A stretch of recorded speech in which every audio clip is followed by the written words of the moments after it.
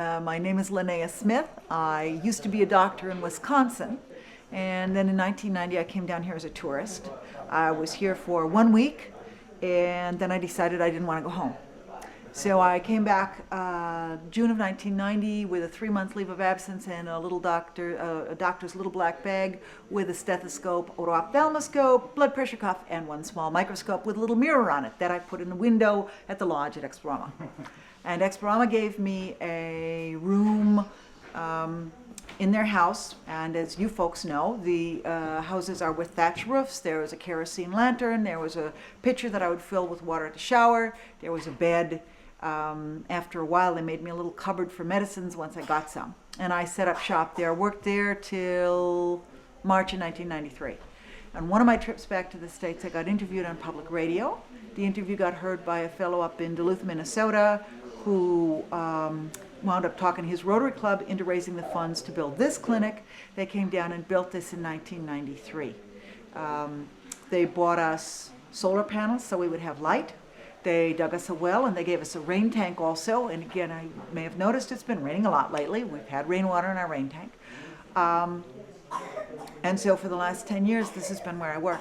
We see somewhere around 150 to 200 patients a month on average, somewhere close to 2,500 a year. And most of these are folks who don't have access to other medical care. We see whatever walks in the door, and sometimes it's mostly acute medical illness. We see some things that are chronic. Dr. Dennis, my volunteer for the month, who's a cardiologist from Chicago, just saw a fellow who's an older man who comes in. You may have seen him. He's got a drooping eyelid. Looks as though he may have had a stroke and has high blood pressure, and we'll try and treat that. And that's going to be real tricky because for long-term medication, you're talking about someone being on medicine for the rest of their life. That's hard enough to sell in the States. Out here, even harder. But we will try. But most of what we see is you hear the little kid coughing, you got a fever, you got a cough, your baby has diarrhea, something hurts, and so you come for medical care. We see a lot of infectious diseases, pneumonia, diarrhea, we see meningitis, we see abscesses, we see athlete's foot. Fungus is very popular in this climate. In fact, I had mold in my hair once. I was walking to the clinic and I was doing this and I said, oh, there's little speckly things on my hair. What is this? Better be lice. And I got to the clinic and I ripped out a hair and I stuck it under my microscope, the one with the mirror on it. And sure enough, I had mold actually growing in the hair shafts, which is disgusting to say the least. Yes, I didn't like it a bit. It's gone now. Now, what would that cause you to, would that cause complications for you later on? I mean, the mold would just continue to grow in your head and into your, okay. No, that doesn't happen. I mean, I don't think it happens. No, and you get rid of it you change your habits. You stop washing your hair at night and start washing your hair in the daytime instead so it can get a little drier so you're not going to bed with a wet head. You lop off a bunch of your hair so there's not quite so much of it. You go back and spend a month in the States and let everything really dry out. You use anti-mold shampoo. You rinse your hair with lemon juice, which is acid is inimical to fungus. Yes, no. The mold has grown into my brain, but I'm not sure it started at my hair. No. Anyway, so we see whatever comes in. Very little preventive medicine. We have a well child care program, which I think is, in the States, debate about whether it does any good. Here, women come in for family planning, which is the other preventive thing we do, is vaccines, family planning, and the well child care. Women come in for family planning, and I have to ask, how many living children do you have? How many dead children do you have? Average is to lose probably about a quarter of them. There was a lady in last week who was kind of depressed because one of her children had just died. The girl was 2 years old, had died of diarrhea. This woman has had 14 children. She has 5 left. Obviously, I don't do this all by myself. There's 2 young people that I've trained to work with me.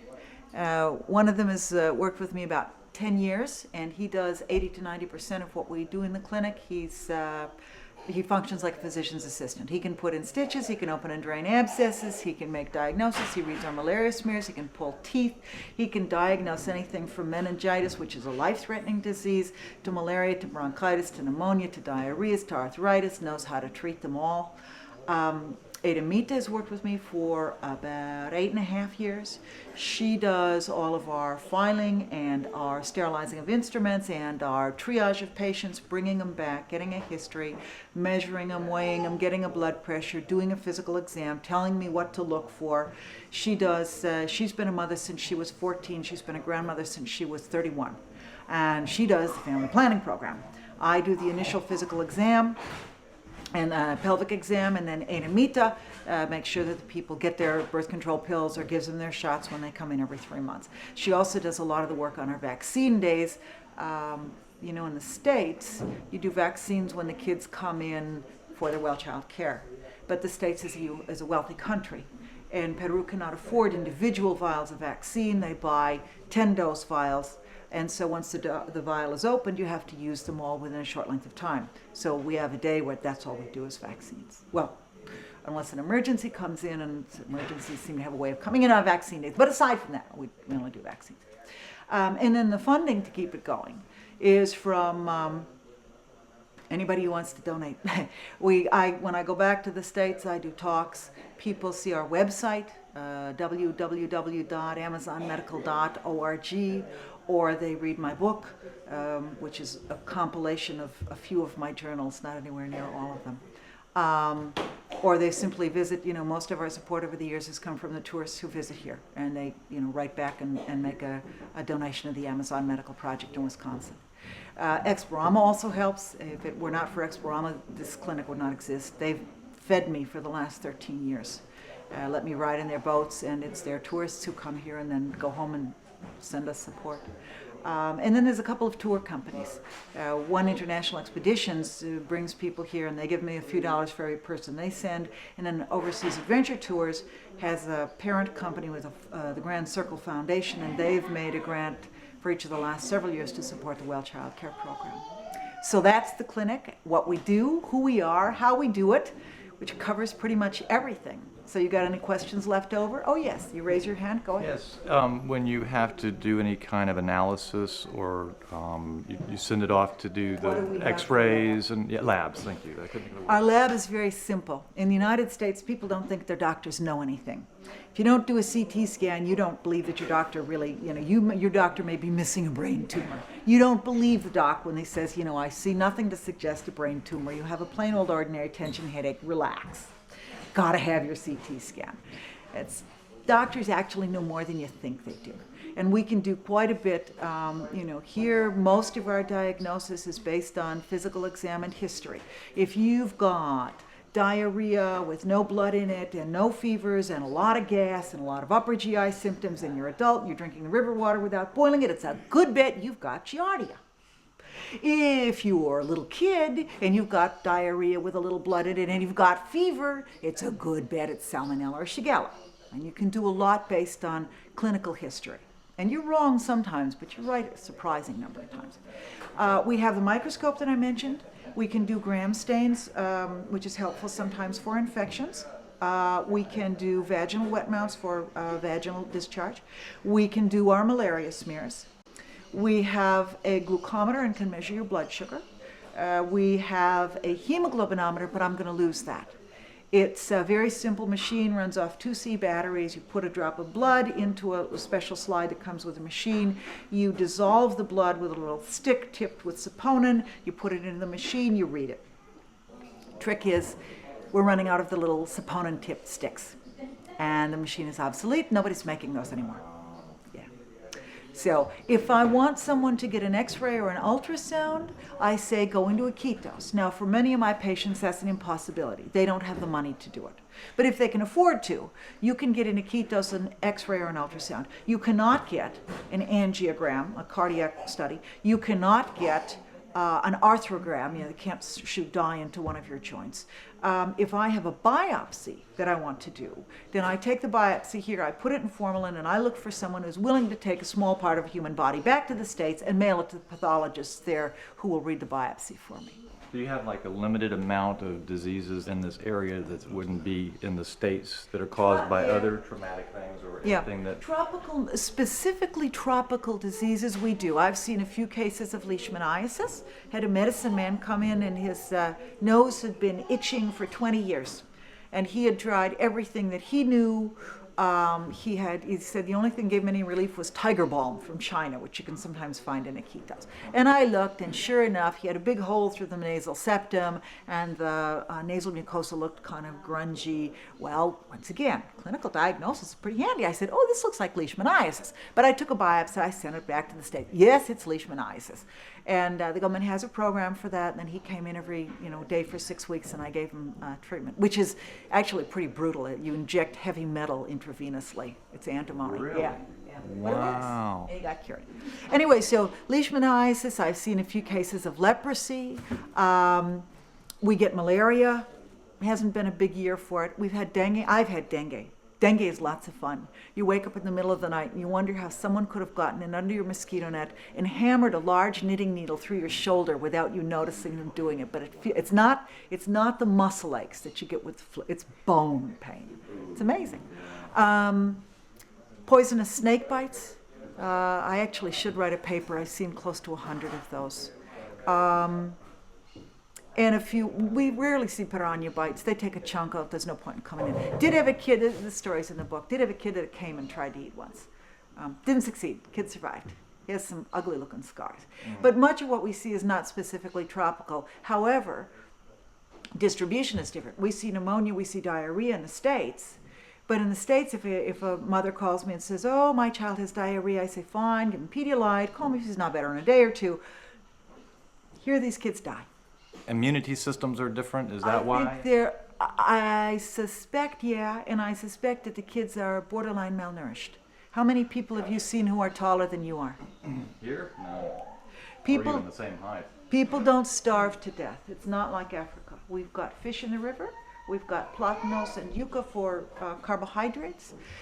There's no vitamins, there's no minerals. They're missing calcium, they're missing iron, they're missing B vitamins. And so even though people survive, they're a lot smaller. You take them into the city where there are markets and you can buy canned milk and you can get cold weather vegetables flown in from Lima, and all of a sudden, by gum, kids start getting taller. Oh, really? Amazing. Wow. Yeah. So I think it's probably a borderline malnutrition, and I think probably the immune system doesn't function at optimum levels because of that. Because of that, yeah. And how about genetic deficiencies or deformations or anything like that? Who knows? No. I mean, I don't know how you would check that. Yeah, I'm thinking like herniated discs or something along that line, I guess, because we see these people carrying all these heavy things. Oh, that's not genetic. That's mechanical. You carry heavy loads, and you are simply putting forces on those little cushions between your spinal vertebrae, and they squish. Right. Oh, yeah. In fact, you'll see the guys in the market in Iquitos, men who are, they look a lot older, but they're probably in their mid-40s. They've done this all their lives, and they're walking like this and bent over and bow-legged from all the huge weights they've been carrying How for about years and sciatic years and problems years. with it, though? I'm sure they have some, yes. But you don't have that as much here? Well, we see some people with Some, that. yeah. All we can do is give them anti-inflammatories. We're Right. not going to operate on their spinal No, I wouldn't. vertebrae. What was your most common snake bite, and did you ever encounter anything with, say, an anaconda, crushed bones or anything like that? I haven't. I think if anyone got caught by an anaconda, unless it was in sight of other people, there's just not. The person's just going to vanish. We did have a 20-foot anaconda swimming in the water off the right. You know where the little dock is, with the little house on it that's got the pumps water. Last year they found a 20-foot anaconda there. But the anacondas, I mean, the really big snakes, try and stay out of people's way because people kill them if they find them, obviously. Most of the poisonous snake bites are, probably the single most common is Bothrops atrox, the fer de lance. Most of the others are relatives of, there are other species of Bothrops.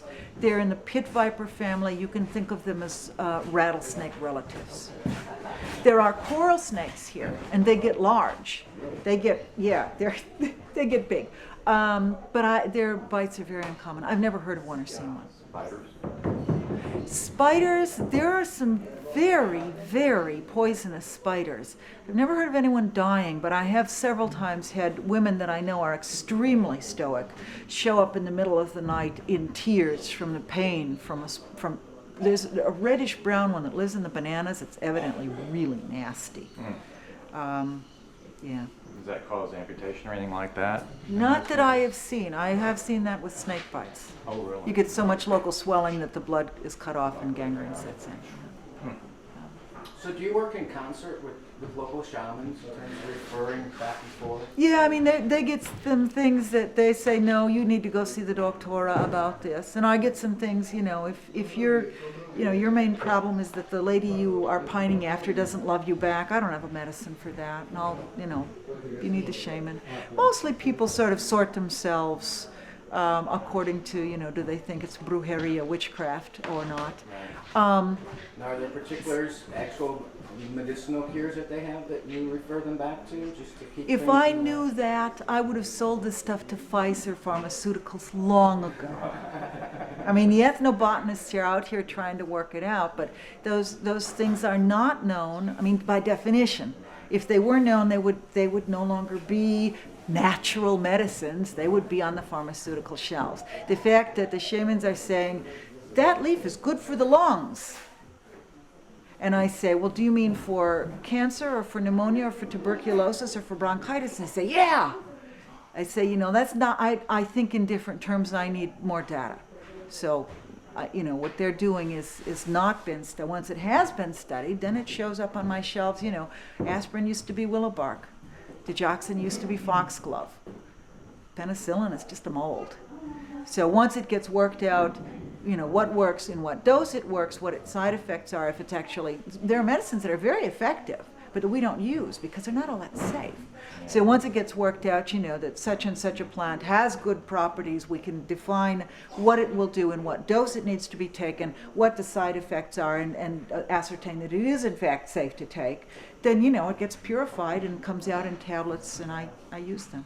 Do you think that there might be some kind of a spiritual side of it that encourages the person to self-heal themselves? I think there is. I think that we all have a great deal more effect. And you can't exactly think yourself out of your breast cancer. It's not quite that simple. But I think that our attitudes toward life and our feelings about our body, yeah, that's too mushy a word. But the way that we approach our lives, I think, has a lot to do with our health. I think a lot more. I mean, you notice you get stressed out, you get a cold, right? I mean, simple example. And the shamans do a very good job of dealing with that aspect. You know, there's holding hands. In modern medicine, people are so busy demanding their CT scans and their blood tests, then they say, oh, my doctor doesn't talk to me. Well, you know, you've only got a limited amount of time and you want all these lab studies, you're going to go off and do those, man. And you're paranoid of it too. Yeah, but so modern medicine has, now that, you know, see, we didn't have antibiotics until the last 50 years. Yep. Second You know, our parents grew up with their brothers and sisters dying of pneumonia and their uncle dying of gangrene after a broken leg, and, you know, because there weren't antibiotics. But in the last 50 years, antibiotics and technological advances in medicine have made such a huge impact on care that patients and doctors have conspired to forget about the hand-holding aspects. Now it's all the medicines we can give, the studies we can do, the results of those studies. So the shamans do a much better job on the TLC aspects of it. Mm-hmm. And there's some value to be said for that then. You bet there is. Yeah. As opposed to insurance companies who are writing off MRIs and CAT scans and all that stuff. Right. Deciding do you need them or not. Yep. Yes. Yep. So it's a trade-off of being in the wild. There's a trade-off. There's always a trade-off in life. Everything has its pluses and its minuses. That's why you're here, right? Uh-huh. You would never trade it to go back, would you? Well, I am now spending half the year in the States, and it occurred to me after a decade or so here, I said, you know, I haven't read an ECG in 10 years. I'm going to forget that, and I don't want to forget that. I also, you know, after being here 10 years, I say, okay, what about 10 years from now? What about 10 years beyond that? You know, time does seem to fly. There's going to come a time when I'm not here. If I don't do anything else, I will die. Maybe someday I might retire, but there's going to come a time, one way or another, when I'm not here. So I think the clinic needs to get to be a little more independent of me, and I think that's more easily done on a gradual basis rather than, one day I'm here and one day I'm not. Have you considered going to universities or anything to try to recruit people to come and do this kind of work and internship? There have been various people down here say, oh, my residence program would love to. No, I've never heard back from them. In fact, volunteers, I've had lots of them over the years. I get more requests than I can accommodate. But out of those who have come, most come, do a month, have an interesting experience, and go back to their real life. They don't come and stay here. I had thought what I will do is, when I'm in the States, I get a dozen or so people. One does 1 month, one does another month, and when I'm gone for 3 months at a time, you don't get 3 of them in a row. Hasn't worked out. There's only been one who has come back repeatedly, and that's not enough. So now for the last year, I've had a Peruvian doctor from Iquitos working with us. We just hire him. Yeah, volunteers filling in sounds good, but it doesn't Culture actually. shock? No, I think it's people have husbands and wives and children, and their practices in the States. Their partners don't want them to be gone for a month or 2 months. Makes more work for them. I'm just curious from your perspective why you would choose that lifestyle as opposed to what they chose, and you couldn't find more that are like that. Oh, because I'm weird. I mean, eccentric. That's I've been trying to work on that. You can't be the only one in the world or in the States. I'm just surprised yeah. that there haven't been more that were interested in doing something like this. I myself would like to do this. Are you a physician who speaks Spanish? I'm a computer geek. That limits your prospects. Yes, it does. Yeah. But Akita seems to be getting computers, so there may be some hope. You still got to speak Spanish. Why? Language is always a barrier, even the same language. No, I mean, I don't know. There are other, there are groups, many of them religious, that do medical missions. And I'm sure in other places in the world there are individuals, but there aren't very many. To actually come out by yourself, I mean, as I said, I couldn't have done it without Explorama's help. To simply leave your work, I mean, first of all, how do you support yourself? I worked for 6 years for nothing. Yeah. That's not an incentive for anybody else. Yeah, Explorama gave me room and board, but I didn't get any salary whatsoever. Now that we are a nonprofit organization, if people make donations, then I get a small salary, but I'm still not making anything compared to, what the... But the money is not really why you did it to begin with. No, so obviously it not. helps, but it's not Of course. the motivation. No, obviously not. But if you want to, say you are a philanthropic doctor who wants to go to wherever, Ghana, and set up, how do you do that? If you leave your practice, you have no income. You can use your savings, you can buy medicines, but for how long? To simply do it on your own is logistically and economically a challenge. Yeah, because you've got your patients and your practice set up. You can't be gone for 6 months to do this and still maintain that clientele. Yeah, and then like I say, if you want to do it out of your savings, I came down here and that's what I did. I bought money out of my own pocket. But you can only do that for so long. Right. So Yeah, my dentist does that. It comes down to the different countries, Guatemala. many doctors, Ecuador. many doctors and dentists and surgeons Hygienists, do a month a year or 6 weeks going and doing a project somewhere. You bet. Yeah. But to come and to leave your practice entirely and go and live in another country is a little difficult. And I think so. That answers your question why there aren't a lot of people doing it. Yeah, that's too bad. Me. I'm me also. I just happen to like doing what I'm doing. Yes, well, that's the purity of it. I mean, you're showing the pureness of the practice. Right, that's which me. is hypocrisy from the beginning. 99.9% pure. That's good. Okay. Good Anything to else? meet people like that. I mean, you can't find you anywhere. Obviously, you're a very small percentage. Very good. We celebrate you. That's excellent. Thank you very much. Okay. Shall we do a quick tour then? Sort of flip it around and sure. do it the other way. We have our office here where we keep our records, which are handwritten notes. We keep medical records on all of our patients. They're pretty simple, but we do that. We've got a pharmacy in here where we keep medicines, and that's like everything else about the clinic. We buy some, I buy some in Iquitos. We get some donated by tourists. I pick up some in the United States when I'm there. little bit here, a little bit there. But we need to give people medicines before they leave, otherwise there's no point in writing a prescription out here. Then we have an overnight room here where we can keep patients if we need to keep somebody overnight. We have Hubencio standing in the doorway of the laboratory. Hubencio, you want to say hello to the camera? Hello. This is my number one main man, and he is with Yvette, our nurse midwife. And this is our laboratory with the microscope that I brought down 13 years ago. We've got 2 exam rooms. Take a little photograph in this one if you want to. This is the smaller of the 2. Nice view. Mm-hmm.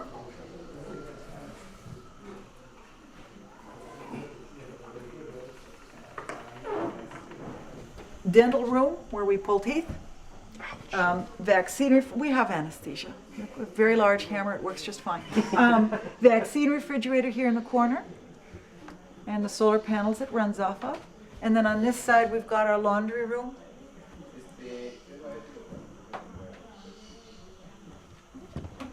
Laundry room, batteries. We actually have a little laptop computer and a printer so we can print labels for the medicines, we can print notices, next vaccine day will be such and such a date, we can write letters.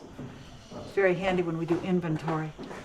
We tried a desktop computer and we can't run it, we don't have enough electricity.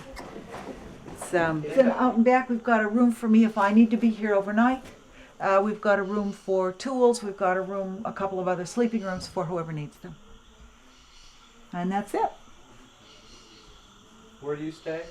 I have a little house near the lodge, Oh, but I that's right, also have a right. room here if I need to be here overnight. You're right, a couple of, right around the corner. Right around the Sign. corner from the bar. Right next to Good the sign. location. And our friend Cleaver, why is it that you're here? You're not feeling well? I'm just curious. I don't like hospitals. They're important.